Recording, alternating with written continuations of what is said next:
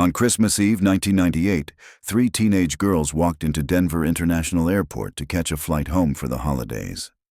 Security footage shows them laughing, carrying wrapped gifts, their faces bright with anticipation.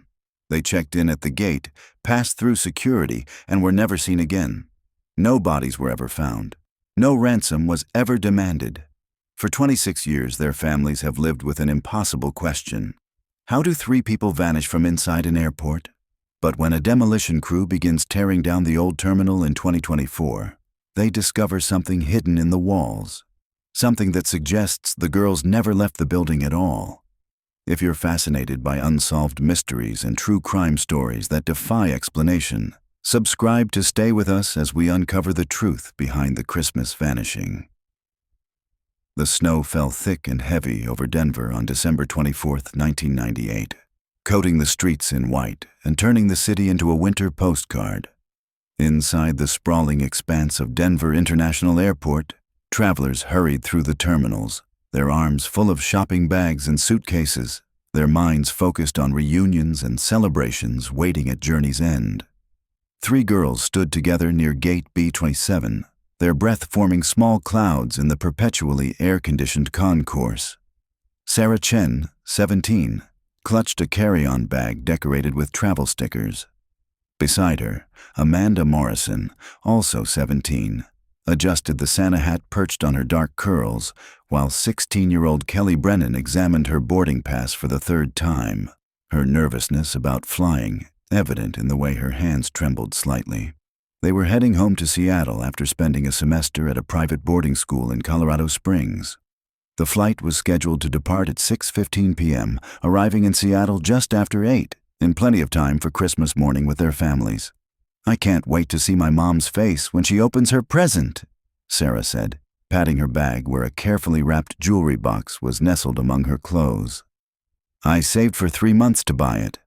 Amanda grinned, her Santa hat tilting to one side. "My little brother is going to lose his mind over the telescope I got him. He's been talking about wanting to see Saturn since September." Kelly finally looked up from her boarding pass, managing a small smile. "My dad doesn't even know I'm coming. Mom said she wanted to surprise him." The PA system crackled overhead, announcing a delay for their flight due to weather conditions.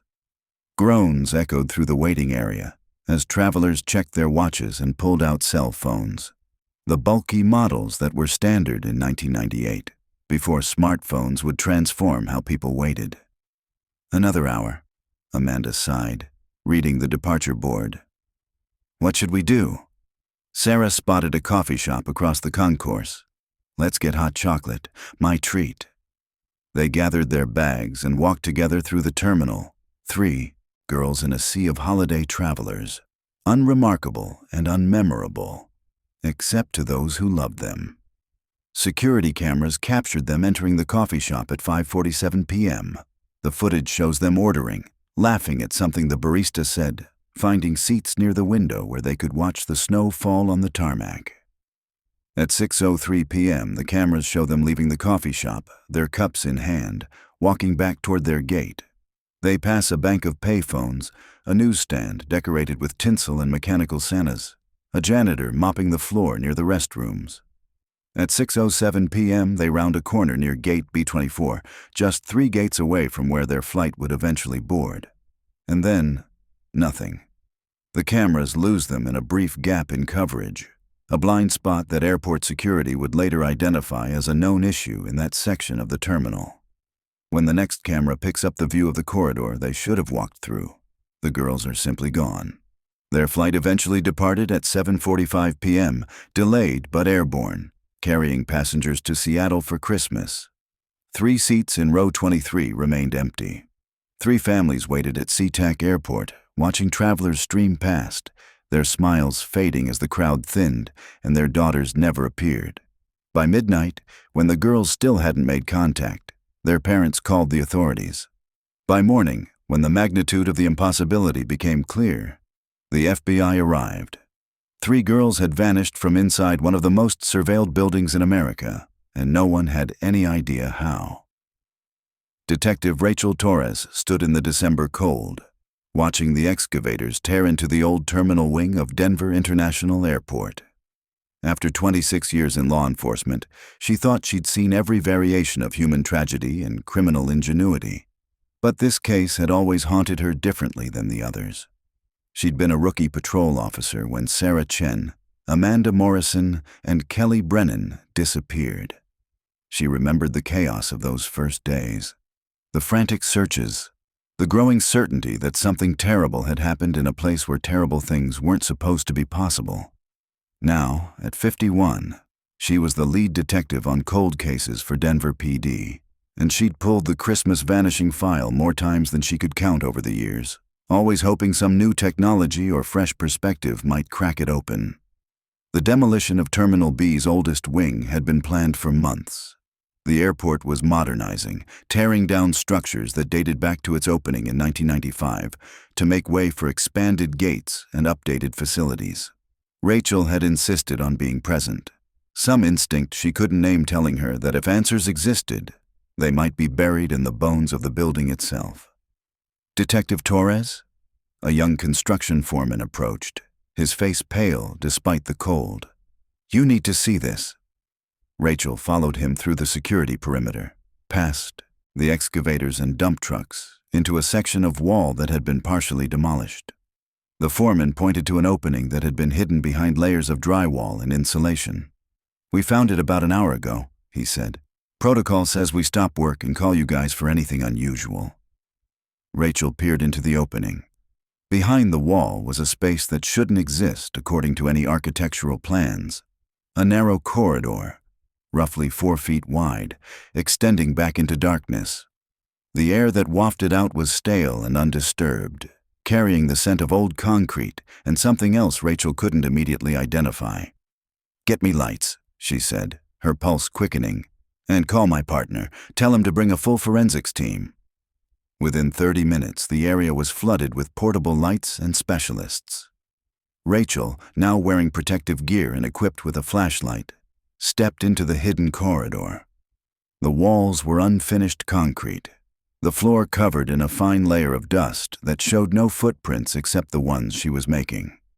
The corridor extended about 20 feet before opening into a small room, roughly 10 by 12 feet. Rachel's light swept across the space, and her breath caught. Against the far wall sat 3 suitcases, dusty but intact. Beside them, arranged almost reverently, were 3 wrapped Christmas presents, their paper faded but still showing recognizable patterns: reindeer, snowflakes, candy canes. Rachel's hands shook as she crouched near the items, careful not to disturb them. She recognized these objects from the case file photographs she'd memorized. Sarah Chen's black carry-on with the travel stickers, Amanda Morrison's red duffel bag, Kelly Brennan's navy blue suitcase with the broken wheel. But it was what lay scattered across the floor that made Rachel's stomach turn. Dozens of Polaroid photographs, their images still visible despite the years. She picked up the nearest one with gloved hands. 3 girls, bound and gagged, their eyes wide with terror, sitting in what appeared to be this very room. The timestamp in the corner read, December 24th, 1998, 7:23 p.m. Rachel's radio crackled. "Torres, we've got something else back here. You need to see this." She stood on unsteady legs and followed another corridor that branched off from the room. This one was shorter, ending in a heavy metal door that stood slightly ajar. Rachel pushed it open and found herself looking at a small space that might have been a maintenance closet or equipment room. 3 sleeping bags lay on the floor, arranged side by side. Beside them were empty water bottles, candy bar wrappers, and a battery-powered lantern that had long since died. And in the corner, carefully folded and stacked, were 3 sets of clothing. Jeans, sweaters, shoes, everything the girls had been wearing in the security footage from that Christmas Eve. Rachel stepped back, her mind racing through the implications. The girls had been held here, in a space that didn't officially exist, hidden inside the very building where hundreds of people had searched for them. "Detective?" One of the forensic techs was photographing something on the wall. "You should see this." Rachel approached and followed his pointing finger. Scratched into the concrete, barely visible but unmistakable, were words carved with something sharp. "Help us. He comes at night. B-Wing maintenance." Below that, in different handwriting, more desperate and shaky, "If you find this, tell our families we fought." Rachel's vision blurred with tears. She quickly blinked away. After 26 years, the girls were finally telling their story. "Seal everything," she ordered, her voice rough. "I want every inch of this space processed, and I want the architectural plans for this entire terminal pulled immediately. Someone built this space deliberately, and someone had access to it." As the forensics team began their meticulous work, Rachel stepped back into the main corridor, her phone already in her hand. She had 3 phone calls to make, calls she'd imagined making for over 2 decades, though never in circumstances like these. Helen Chen, Margaret Morrison, and Patricia Brennan deserved to know that their daughters had finally been found, even if the answers that came with that discovery would break their hearts all over again. The conference room at Denver Police Headquarters felt too small for the weight of what it contained. Rachel sat at the head of the table, surrounded by files, photographs, and the 3 mothers who had waited 26 years for this moment. Helen Chen looked older than her 63 years, her hair completely white, her hands trembling as they rested on the table. Margaret Morrison sat ramrod straight, her jaw set in the same expression of fierce determination Rachel had seen in every photograph of her daughter Amanda. Patricia Brennan clutched a tissue, her eyes red but dry, as if she'd exhausted her capacity for tears long ago. "Thank you for coming so quickly," Rachel began, her voice gentle. "I know this is difficult, but I wanted to speak with you before the media gets hold of the story. Are they—" Helen couldn't finish the question. Rachel shook her head. "We haven't found any remains in the hidden space, but we did find their belongings, and evidence that they were held there for some period of time after they disappeared." She laid out the Polaroids on the table, selecting only those that showed the girls' faces clearly, avoiding the ones that displayed their fear and restraint too explicitly. Even these carefully chosen images made all 3 mothers draw sharp breaths. "These are dated December 24th and 25th, 1998, Rachel continued. "The latest one we found so far is dated December 31st. We're still processing everything, but it appears they were held in that hidden space for at least a week." "And then what?" Margaret asked, her voice hard. "Where did they go after that?" "We don't know yet," Rachel admitted. "The space connects to several maintenance corridors that run throughout the old terminal. Someone with knowledge of the building's infrastructure could have moved through these passages without being seen on security cameras." Patricia finally spoke, her voice barely audible. "Who would do this? Who would take 3 children and hide them inside an airport?" Rachel pulled out a thick folder. "That's what we're working to determine. I've compiled a list of everyone who had comprehensive access to Terminal B's maintenance areas in 1998. We're talking about structural engineers, maintenance supervisors, security personnel with master keys, and construction workers who were involved in last-minute modifications before the airport's official opening." She spread out personnel files and security badge records. Denver International Airport opened in 1995, 3 years before the girls disappeared. There were still areas being modified and updated in 1998. That hidden corridor we found wasn't on any official plans, which means it was either an unauthorized construction or it was deliberately hidden from the architectural records. Helen leaned forward, studying the documents. "Have you questioned these people?" "We're in the process of locating them," Rachel said. "It's been 26 years. Some have died, some have moved, but we're tracking down everyone on this list." She pulled out one file in particular. "However, there's one name that keeps appearing with unusual frequency. Thomas Wayland, who was the night shift maintenance supervisor for Terminal B from 1996 to 1999. He had master access to all maintenance corridors, and he was one of the last people to see several areas before they were sealed off during renovations." Margaret picked up Wayland's personnel file, examining his photograph. "Where is he now?" "That's the problem," Rachel said. "He left Denver in January 1999, just a week after the girls disappeared. His employment file shows he gave notice on December 28, 1998. citing family emergency. He collected his final paycheck on January 4th and was never heard from again. The room fell silent as the implications settled over them. "You think he took them," Patricia whispered. "I think he's a person of significant interest," Rachel said carefully. "We've issued a nationwide alert for him, though I'll be honest with you. After 26 years, finding him won't be easy." She pulled out another document. "But here's something interesting. In going through the original investigation files, I found a detail that was noted but never followed up on adequately. On December 23rd, the day before the girls disappeared, there was a maintenance request filed for Gate B27, the exact gate where your daughters were supposed to board their flight." Helen's eyes widened. "What kind of maintenance?"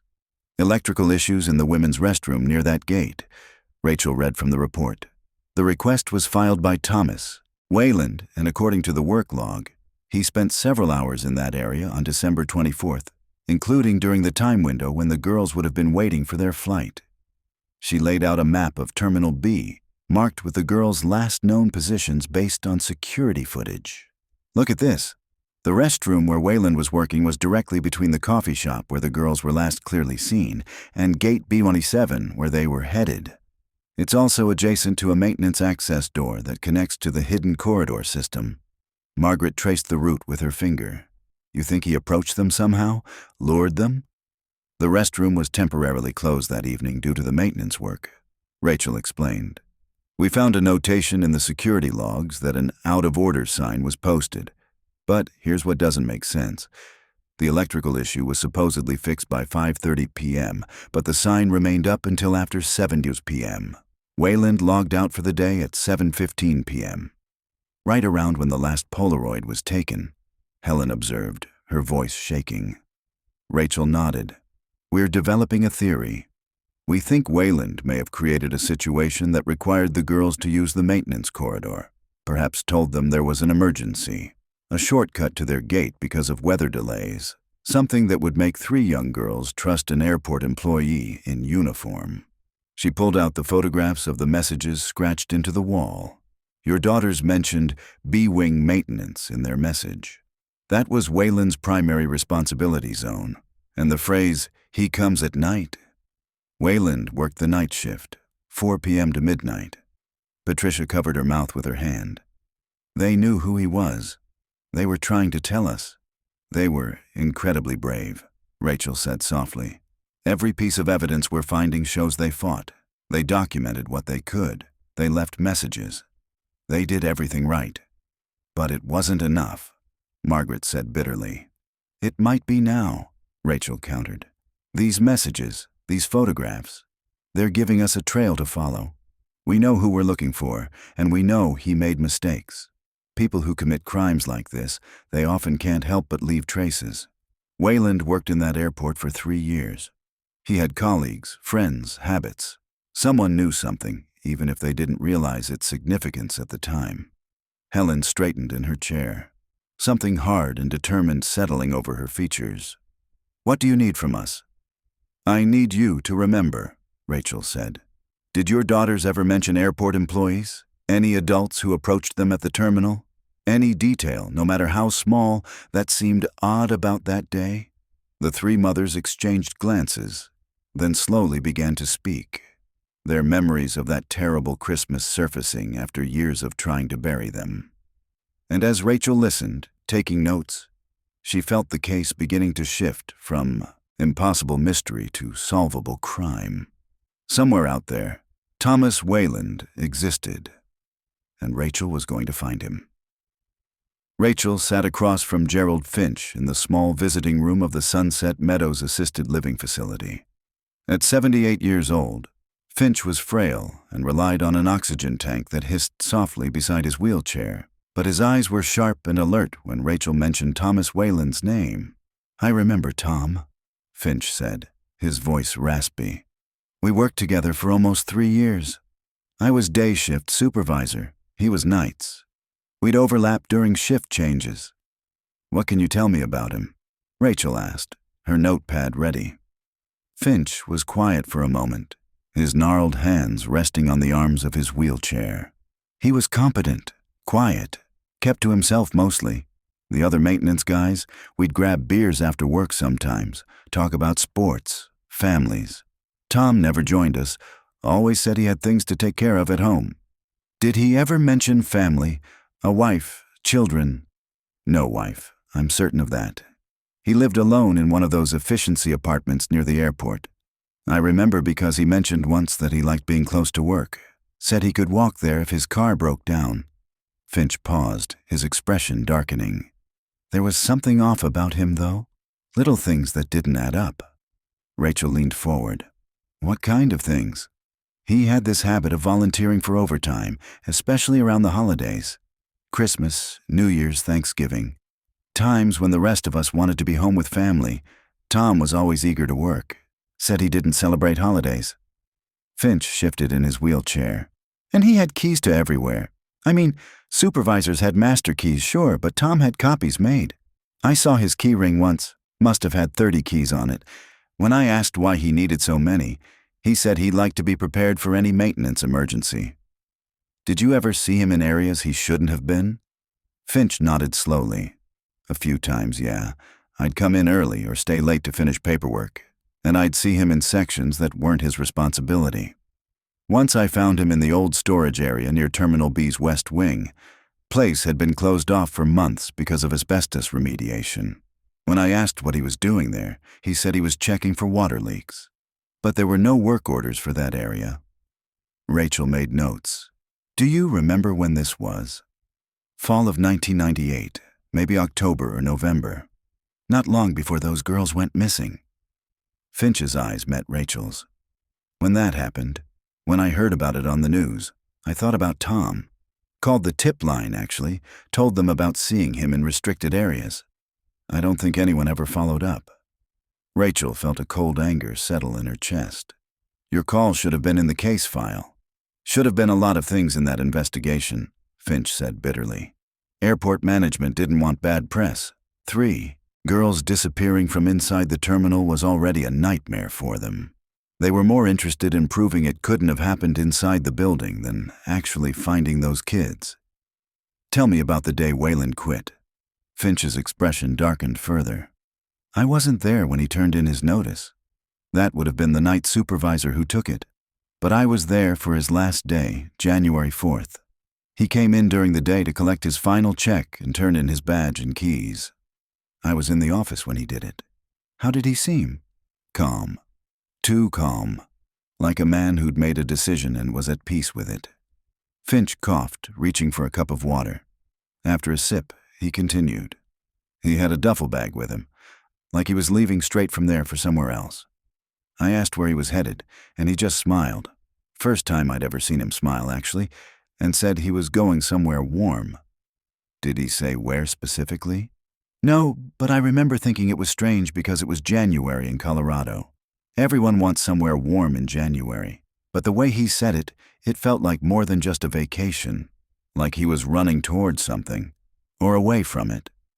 Rachel pulled out a photograph from her folder, one of the Polaroids found in the hidden room, though she'd selected one that showed only the corner of a sleeping bag and part of the concrete wall. Do you recognize this location? Finch studied it carefully, then his face paled. That's Terminal B maintenance storage. I'd recognize that concrete anywhere. It had a specific texture because it was poured in phases. We used to joke that you could see the construction timeline in the wall. He looked up at Rachel. Where did you find this? In the hidden corridor behind the walls of Terminal B. Finch closed his eyes. God have mercy. Those poor girls were right there the whole time, weren't they? While we were all searching, while their families were on the news begging for information. They were hidden in the walls. We think so, yes. For at least a week, based on the evidence. Rachel pulled out another document. Mr. Finch, I need you to think carefully. Did Wayland have any friends? Anyone he was close to? Anyone who might know where he went? Finch was quiet for a long moment. His breathing labored. Finally, he spoke.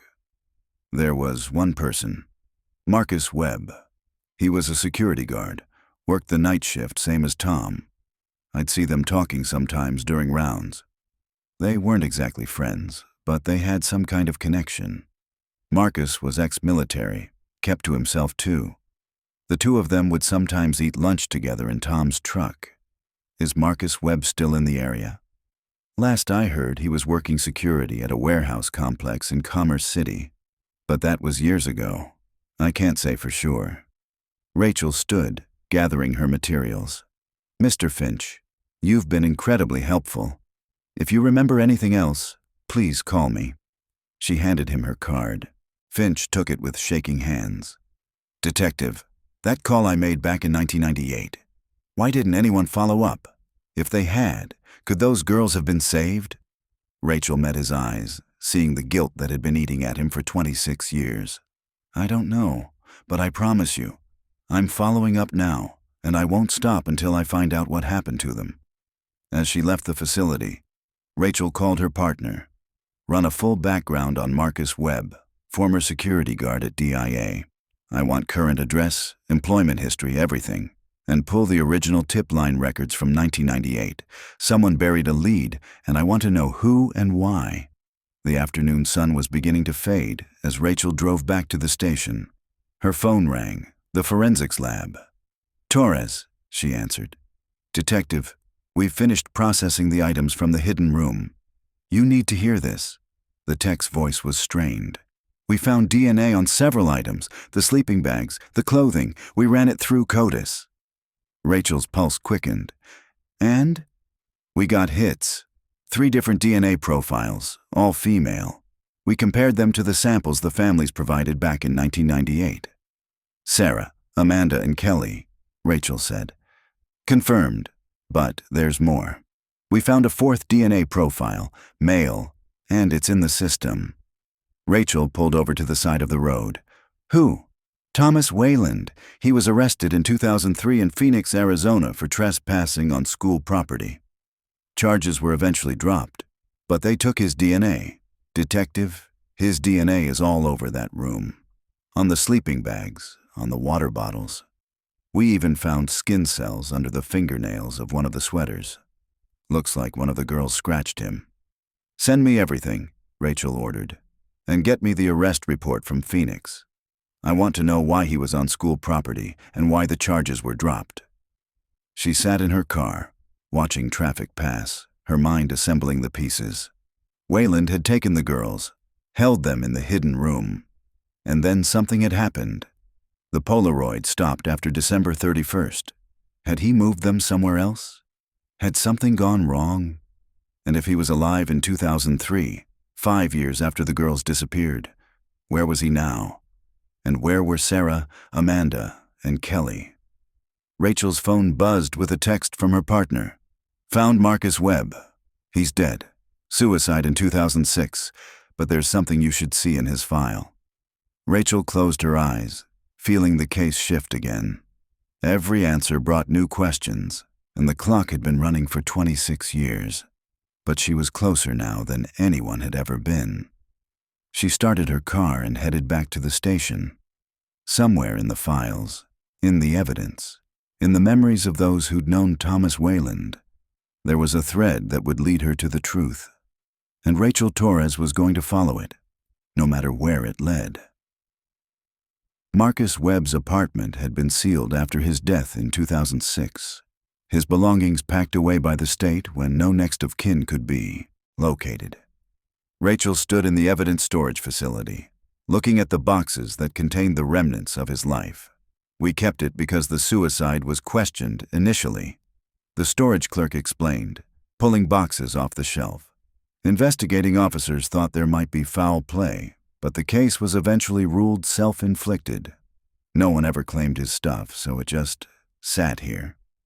Rachel pulled on latex gloves and began opening boxes. Clothing, books, photographs. The ordinary debris of an ordinary life. But Webb hadn't been ordinary. He'd worked alongside Thomas Wayland during the exact period when 3 girls had been taken. In the 3rd box, she found what she was looking for. A journal, its leather cover worn and cracked. Rachel opened it carefully, scanning the entries.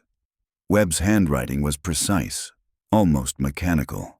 the disciplined script of someone with military training. Most entries were mundane. Notes about his shift, observations about airport security, complaints about management. But as Rachel flipped toward the end, dated entries from late 1998, the tone changed. December 20th, 1998. Tom asked me about the old maintenance corridors again. Wanted to know which ones were still accessible, which had been sealed. Told him I didn't have that information. He got agitated. Don't like when he gets like that. December 27th, 1998. Haven't seen Tom for 3 days. Called in sick to work. That's not like him. He never misses shifts. December 30th, 1998. Tom showed up tonight looking like hell. Wouldn't say where he'd been. Asked me if I'd heard anything about those missing girls. Said the police were asking questions about maintenance access. Told me if anyone asked, he'd been with me Christmas Eve. I didn't agree to that. He scared me. January 5th, 1999. Tom's gone. Quit yesterday. I should tell someone about the corridors, about what he asked me. But what if I'm wrong? What if it's nothing? Rachel photographed each page, her hands trembling slightly. She continued reading, watching Webb's guilt and paranoia grow over the years. March 2000. Can't stop thinking about those girls. Their faces are on posters everywhere in the airport. Every time I walk past their pictures, I wonder if I could have stopped it. If I'd said something when Tom was acting strange. November 2001. Quit the airport. Couldn't take it anymore. Every corridor, every maintenance room. I keep thinking they might be in there. Started having nightmares. June 2003. Saw Tom today. Can't be sure it was him, but I swear I saw him at the bus station. Older, thinner, but the same eyes. He saw me too. Smiled like we shared a secret. I ran. Rachel's phone rang, making her jump. Her partner's voice was urgent. Rachel, we got a hit on Wayland's credit card. Or rather, a card under an alias we've linked to him. It was used 3 hours ago at a gas station in Pueblo. He's still in Colorado? Rachel's mind raced. After all these years, he's still here? Looks like it. I've got units heading to the gas station now to pull security footage. But there's more. We ran the alias, David Thompson, and found rental payments for a storage unit in Colorado Springs. It's been rented continuously since January 1999. Rachel felt her pulse spike. Get a warrant. I want that unit open today. She returned to Webb's journal, flipping to the final entries. August 2006. I can't live with this anymore. I should have spoken up. I should have told them about the corridors, about Tom's questions, about seeing him that Christmas. Those girls might have been saved. Their families might have closure. Instead, I said nothing, and I've become complicit in whatever happened to them. September 2006. I've decided. I'm going to tell the police everything. Tomorrow, I'll go to the station and give them this journal. Let them decide if I'm guilty too. At least then I might sleep again. The final entry was dated September 15, 2006.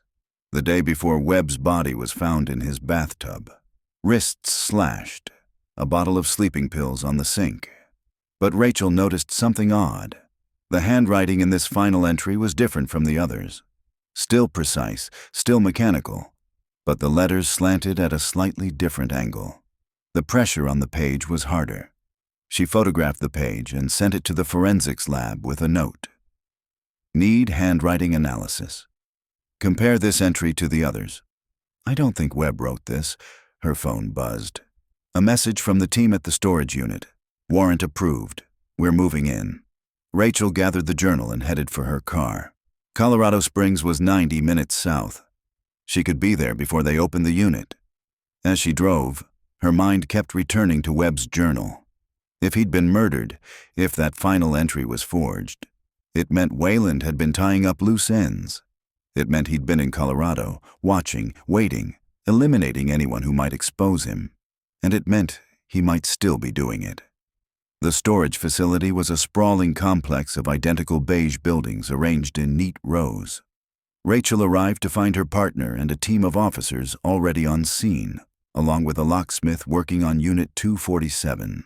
Owner says the rent's been paid automatically from a bank account for 26 years, her partner explained. Never late, never missed a payment. No one's been seen entering or leaving, but the owner says he's seen the lock changed a few times over the years. Professional jobs, clean work. The locksmith stepped back. It's open. Rachel pulled on gloves and lifted the rolling door. The unit was 10 feet by 10 feet, climate-controlled and filled with boxes, filing cabinets, and a row of plastic storage containers. Carefully, Rachel instructed the team. Everything is potential evidence. They began removing items systematically. The first filing cabinet contained personnel records from Denver International Airport, copies that should never have left the building. Employee files, security protocols, architectural plans. The second cabinet held newspaper clippings, every article about the missing girls, carefully preserved in plastic sleeves. Headlines screaming, "3 girls vanish from airport. FBI baffled by Christmas disappearance. Families plead for information." But it was the plastic containers that made Rachel's blood run cold. She opened the first one and found clothing. Girls' clothing, neatly folded and labeled. A pink sweater with Sarah written on a tag. A denim jacket marked Amanda. A pair of sneakers labeled Kelly. "Jesus," her partner whispered beside her. The second container held more personal items. A diary with Sarah Chen's name embossed on the cover. A friendship bracelet. A photograph of the 3 girls together, their arms around each other, smiling. Items that should have been with the girls or with their families. The third container made Rachel step back, her hands shaking. Inside were dozens more Polaroids, arranged chronologically. Unlike the ones found in the hidden room, these showed the girls over time. January 1999, March 1999, June 1999. In each photograph, they were in different locations. A basement room, the back of a van, a cabin interior, and in each one, their eyes showed less hope, more resignation, the fight draining out of them month by month. The last photograph was dated November 2002, 4 years after they'd been taken. In it, the 3 girls sat side by side on a couch, their faces gaunt, their eyes empty. They looked directly at the camera, and Rachel could see they were still alive at that point, but something essential in them had died. November 2002, Rachel said aloud. "That's the last dated photo. What happened after that?" An officer called from the back of the unit. "Detective, you need to see this."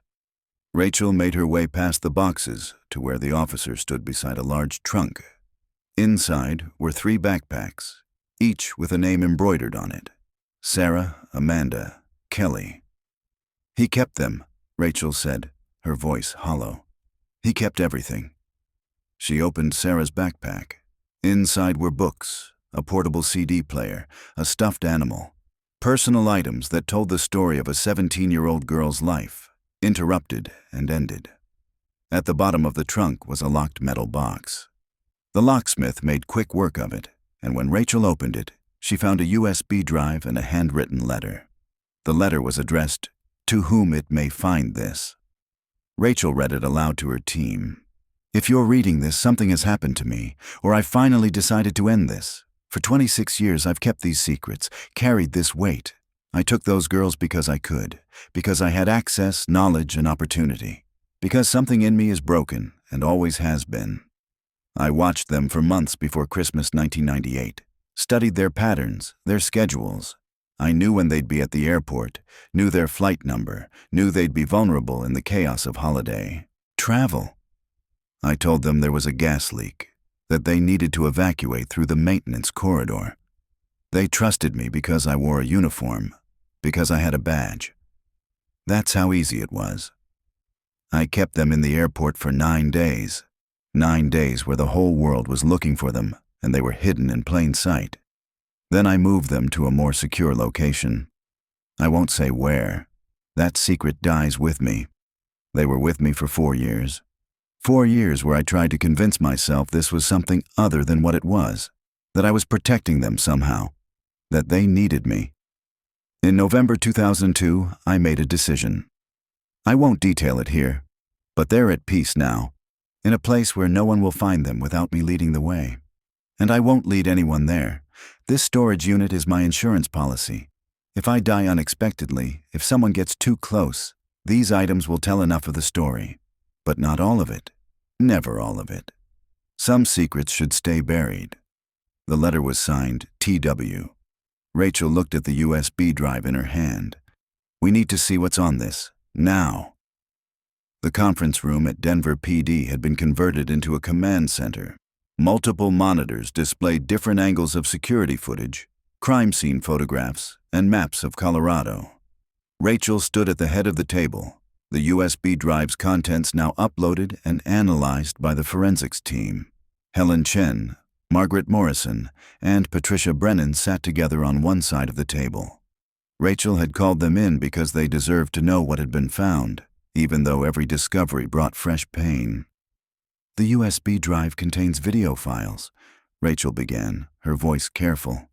They're dated from December 1998 through November 2002. I'm not going to show you most of them. But there are some segments where your daughters speak directly to the camera.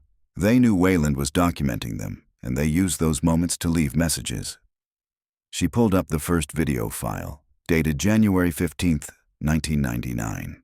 The screen showed Sarah Chen sitting on a basement floor, her face bruised but defiant. When she spoke, her voice was stronger than Rachel expected. Mom, if you're seeing this, it means someone found these videos. I need you to know that Amanda, Kelly, and I are still fighting. We're still here. The man who took us is named Thomas Wayland. He worked at the airport as a maintenance supervisor. Sarah leaned closer to the camera, her eyes intense. He has a scar on his left forearm, shaped like a crescent moon. He drives a blue pickup truck, Colorado plates. He's keeping us in a basement somewhere, but we can hear trains passing nearby every few hours, freight trains, based on the sound. The video cut off abruptly. Helen Chen was crying quietly, her hand pressed to her mouth.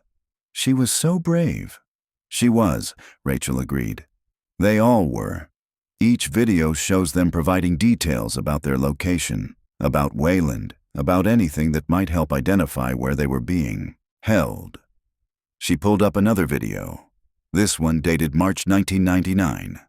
Amanda Morrison appeared on screen, her Santa hat, the one she'd been wearing the day she disappeared, now tattered and faded, but still on her head. Hi, Mom. Hi, Dad, Amanda said, her voice cracking. I don't know if you'll ever see this, but I need you to know something. There's a window in the room where he keeps us. It's boarded up, but through the cracks, we can see part of a sign. It says, "Welcome to," we can't see the rest. But we hear church bells every Sunday at 9 a.m. and we smell something like sulfur sometimes when the wind changes. Rachel paused the video. The details they provided were remarkably specific. The problem is, they didn't know what town they were in, and Colorado has hundreds of small communities with churches and freight lines. But you have leads now, Margaret said. It wasn't a question. We do. The tech team enhanced the audio from several videos. We've identified the train sounds as consistent with the BNSF railway freight line that runs through southern Colorado. The sulfur smell suggests proximity to mining operations or natural hot springs. And the partial sign combined with the church bells. We're working with geographic analysts to narrow down possible locations. Patricia Brennan, who had been silent until now, spoke up. You said the videos go through November 2002. What happened then? Rachel had been dreading this question. The last video is dated November 23, 2002. It's different from the others. Wayland filmed it himself, and he's speaking directly to the camera. She started the video. Thomas Wayland appeared on screen, a thin man in his 40s with graying hair and cold, empty eyes. Behind him, visible but out of focus, the three girls sat on a couch, their faces turned away. This is my final recording, Wayland said, his voice flat and emotionless. I've made a decision about the future. These girls have been with me for 4 years. In that time, I've come to understand something about myself that I didn't want to face. I can't let them go, not because I care about them, but because they know too much. They've seen too much. He adjusted the camera. But I also can't keep doing this. The maintenance, the logistics, the constant fear of discovery, it's exhausting. So I'm going to end it, cleanly, quietly, and then I'm going to disappear completely. The video showed Wayland holding up a bottle of pills. These are sleeping pills, enough for all three of them. I'll give them each a dose in hot chocolate. They trust that ritual now. When they're asleep, I'll transport them to a final resting place I've already prepared. Somewhere beautiful, somewhere they'll never be disturbed. Helen Chen made a sound like a wounded animal. Margaret wrapped her arms around her friend while Patricia sat frozen, her face bloodless. Wayland continued speaking. I'm not a monster. I didn't hurt them physically beyond what was necessary to maintain control. I fed them, clothed them, even educated them. In my own way, I cared for them. This is mercy, not cruelty. They'll simply fall asleep and never wake up. The video ended. The room was silent except for Helen's quiet sobbing. Rachel gave them a moment before speaking again.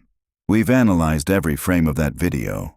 The room he's in has distinctive features: knotty pine walls, a specific style of light fixture, a visible portion of a window with a particular mountain view in the background. We've also enhanced the audio and detected ambient sounds, wind chimes, a specific bird call, and distant highway noise. She pulled up a map on the screen. Based on all the evidence, the train sounds, the sulfur smell, the geographic features visible in the videos, and Wayland's known movements, we've identified 3 possible locations where he might have held the girls. She marked 3 points on the map.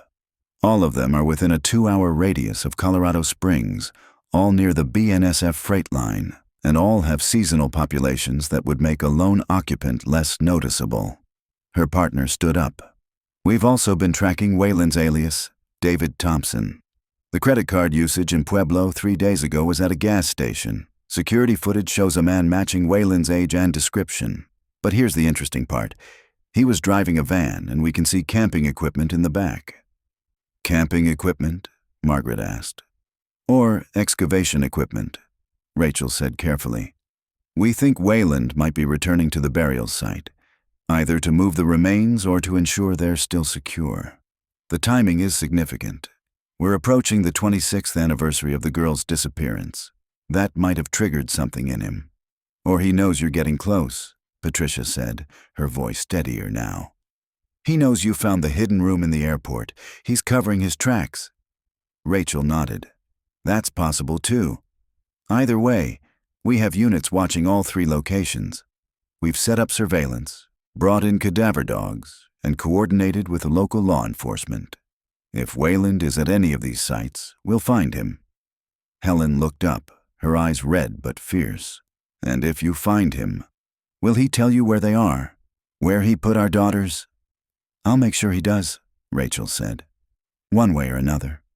Her phone buzzed. She glanced at it and felt her pulse spike. A text from the surveillance team. Movement at location 2. Single male, matches description, digging in wooded area behind abandoned cabin. Rachel stood abruptly. We have him. Surveillance spotted someone matching Wayland's description at one of the locations. I need to go.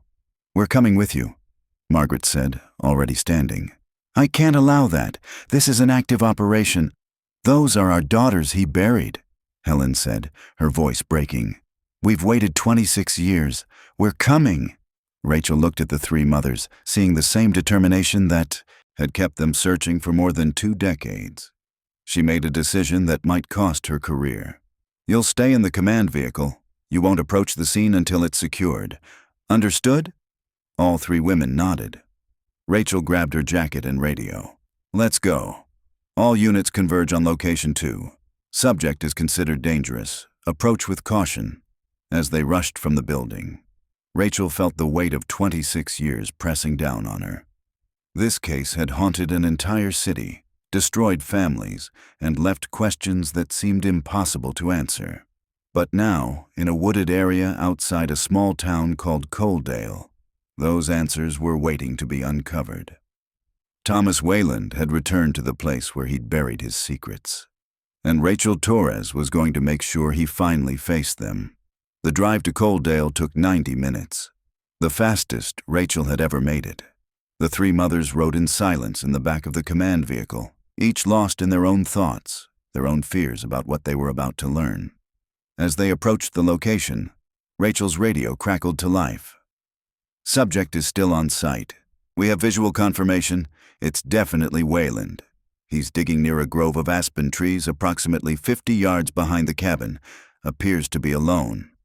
"Hold positions," Rachel ordered. "Do not approach until I give the signal. I want him taken alive." They parked on a dirt road about a quarter-mile from the cabin. Rachel turned to the mothers. "Please, stay here. No matter what happens, stay in this vehicle until I come back for you." She didn't wait for their response. She joined the tactical team assembling at the tree line, all of them wearing body armor and carrying weapons. Through the trees, Rachel could see the cabin. A small, decrepit structure with boarded windows and a collapsing porch. Behind it, barely visible in the fading afternoon light, a figure bent over a shovel. "On my mark," Rachel whispered into her radio. 3, 2, 1, go." They moved through the trees as quietly as possible, spreading out to surround Wayland. Rachel could hear the sound of his shovel biting into earth, the labored breathing of a man in his 70s performing hard physical labor. When they were 20 yards away, Rachel called out, "Thomas Wayland, this is the Denver Police Department. Put down the shovel and raise your hands." Wayland froze, then slowly straightened. He turned to face them, and Rachel got her first clear look at the man who had haunted her for so long. He was thin to the point of gaunt, his face deeply lined, his hair completely white. But his eyes were exactly as they appeared in the videos. Empty, devoid of remorse or fear. "I wondered when you'd find this place," he said calmly, as if they were discussing the weather. "Took you long enough." "Put down the shovel," Rachel repeated, her weapon trained on him. Wayland looked down at the shovel, then at the hole he'd been digging. "I was just about to move them. I knew the airport discovery would lead you here eventually. I thought I had more time." "Move who?" Rachel asked, though she knew the answer. "Sarah, Amanda, and Kelly." He said their names without inflection, as if reciting a grocery list. "They're buried right here, have been since November 24th, 2002. Rachel's hand tightened on her weapon. "Put the shovel down, now." Wayland smiled, a terrible, empty expression. "You want to know something? They trusted me until the very end. Even after 4 years, even knowing what I was, they still drank the hot chocolate I gave them. They wanted to believe I wouldn't hurt them." "Stop talking," Rachel commanded, moving closer. "Put down the shovel and get on your knees." They fell asleep on that couch, all three of them holding hands. I waited until I was sure they were gone. Then I brought them here, buried them deep, where the animals couldn't get to them. I thought I was being merciful. The tactical team had surrounded him now, weapons raised. Wayland looked at all of them and laughed, a sound that made Rachel's skin crawl. 26 years, he said. 26 years I've been free. And you know what? I don't regret any of it. Not taking them, not keeping them, not ending it. The only thing I regret is getting caught." He raised the shovel suddenly, swinging it toward the nearest officer. Multiple shots rang out simultaneously. Wayland's body jerked and fell backward, landing beside the hole he'd been digging. Rachel rushed forward, kicking the shovel away and checking for a pulse. There was none. Thomas Wayland was dead. "Get the forensics team here," Rachel ordered, her voice shaking. "And bring the ground-penetrating radar. We need to confirm what's down there." As the team secured the scene, Rachel walked back toward the command vehicle, dreading what she had to tell the mothers waiting inside. The excavation took 3 days. Rachel insisted it be done carefully, respectfully, treating the site as both a crime scene and a grave. Helen Chen, Margaret Morrison, and Patricia Brennan waited in a hotel in Salida, the nearest town, while forensic anthropologists and investigators worked in the grove of aspen trees behind the abandoned cabin. On the 3rd day, Rachel received the call she'd been expecting. They'd found them. She drove to the hotel and knocked on the door of the suite where the three mothers had been staying. Helen answered, her face already showing that she knew what Rachel was about to say. "You found them," Helen said. Rachel nodded. "May I come in?" The three women sat together on the couch, holding hands, as Rachel explained what the forensics team had discovered. 3 sets of human remains, buried approximately 6 feet deep in a carefully dug grave. They'd been wrapped in sleeping bags, the same ones visible in the photographs from the storage unit. The forensic anthropologist estimates they were placed there in late November 2002, consistent with Wayland's timeline, Rachel said gently. Toxicology on the remains will take time, but preliminary examination suggests they died from drug overdose, as he claimed in the video. "Did they suffer?" Patricia asked, her voice barely audible. "The medical examiner believes they fell asleep and simply didn't wake up. There's no evidence of violence or trauma beyond what we already knew from the earlier photographs and videos."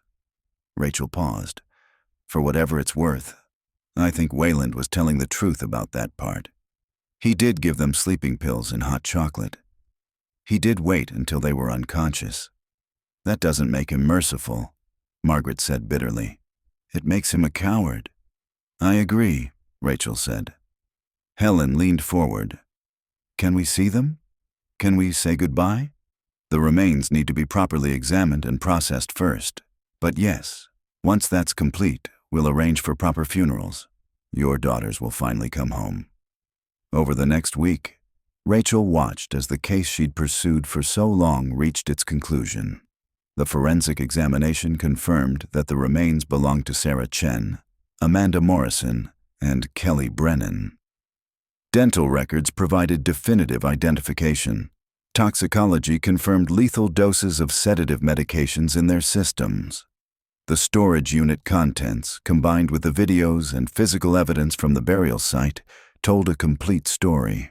Thomas Wayland had stalked 3 teenage girls, abducted them from Denver International Airport using his insider knowledge and access, held them captive for 4 years in various locations around Colorado, and ultimately murdered them when the burden of keeping them became too great. Marcus Webb's death was reclassified as a probable homicide based on the handwriting analysis of his final journal entry. The theory was that Wayland had discovered Webb's intention to go to the police and had staged his suicide to eliminate the threat. But one question remained unanswered. Why? Rachel found part of the answer in Wayland's personnel file from the airport. Prior to working at DIA, he'd been employed by several school districts as a maintenance worker. Each job had lasted less than a year, and each time he'd left by mutual agreement. Corporate speak for being asked to resign. When Rachel dug deeper, interviewing former co-workers and supervisors, a pattern emerged. Complaints from female students about the creepy maintenance man who watched them too closely. Reports of Wayland being found in areas where he had no legitimate reason to be. Nothing concrete enough to prosecute, but enough to make employers uncomfortable.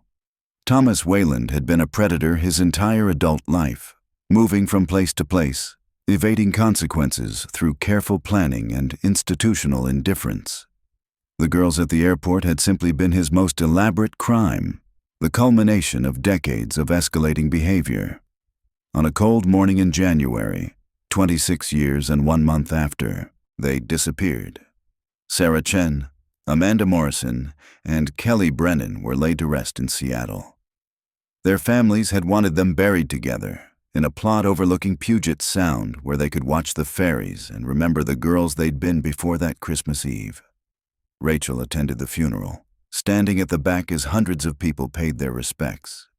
She watched Helen Chen place a jewelry box on Sarah's casket, the Christmas present that had never been opened, still wrapped in faded paper.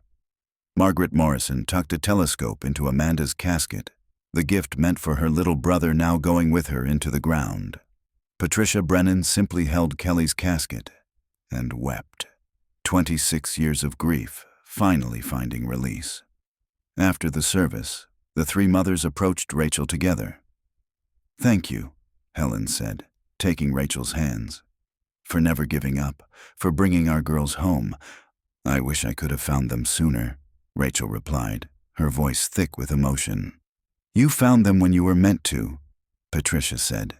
"And because of you, we finally have answers. We can finally let them rest." Margaret handed Rachel an envelope. "This is from all three of us. We wanted you to have it." Rachel opened the envelope and found a photograph. The last picture of the three girls together, taken at the airport before they disappeared. On the back, in 3 different handwritings, were the words, "Thank you for bringing us home." Rachel held the photograph carefully, her vision blurring with tears. "I'll keep this. I'll never forget them." As the mothers walked away to join their families, Rachel stood alone beside the 3 graves. She thought about the messages the girls had left, the clues they'd tried to provide, the courage they'd shown even in their darkest moments.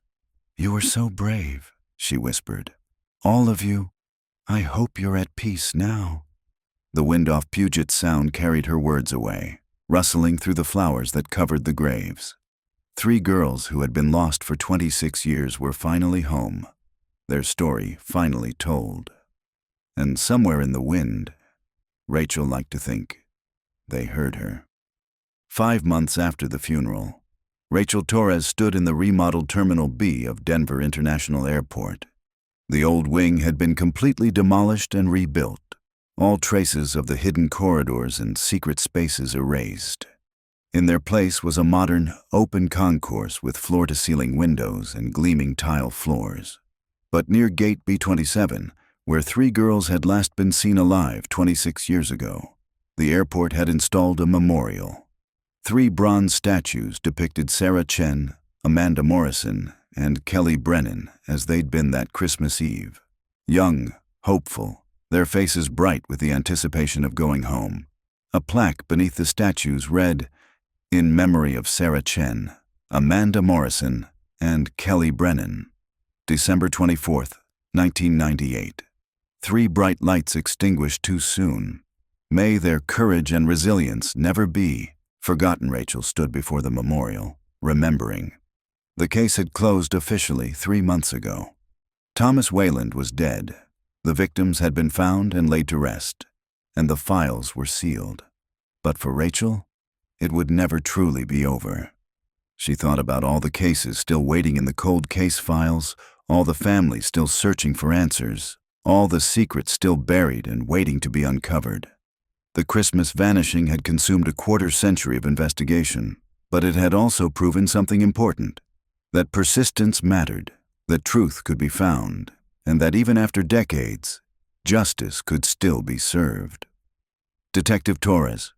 Rachel turned to find a young woman standing behind her, perhaps 25 years old. She had kind eyes and carried a notebook. "I'm sorry to bother you," the woman said.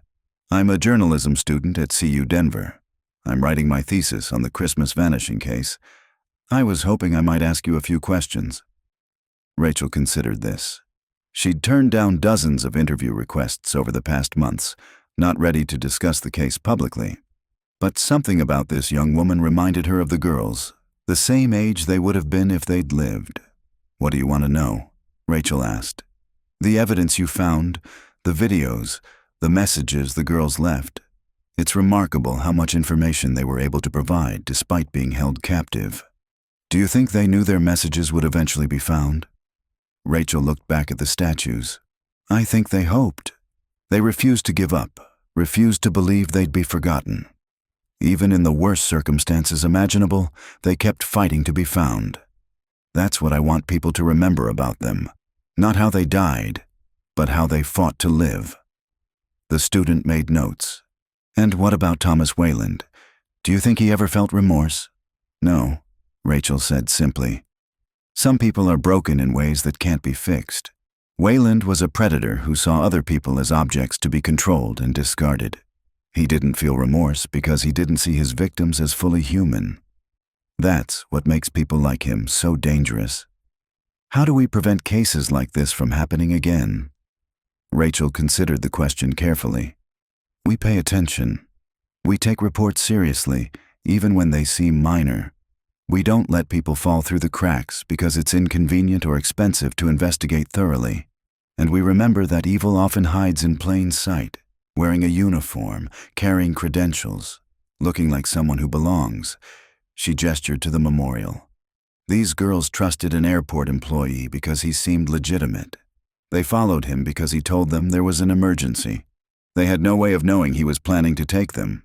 We need to teach people, especially young people, that healthy skepticism isn't rude, that questioning authority isn't disrespectful, that their safety matters more than being polite.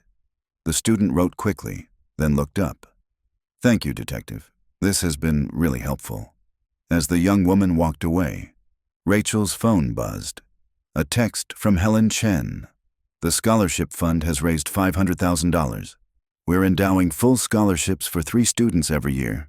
Thank you for helping us turn tragedy into something meaningful." Rachel smiled, her first genuine smile in months.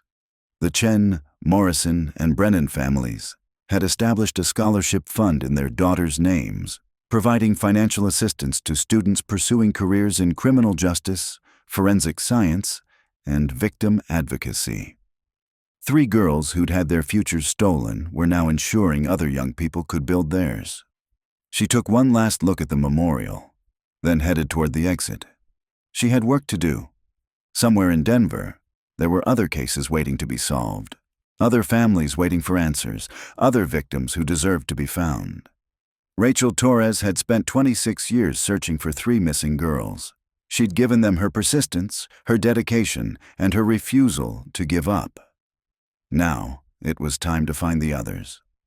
As she walked through the terminal, past the holiday decorations and travelers rushing to make their flights, Rachel thought about Sarah, Amanda, and Kelly. She hoped they were at peace.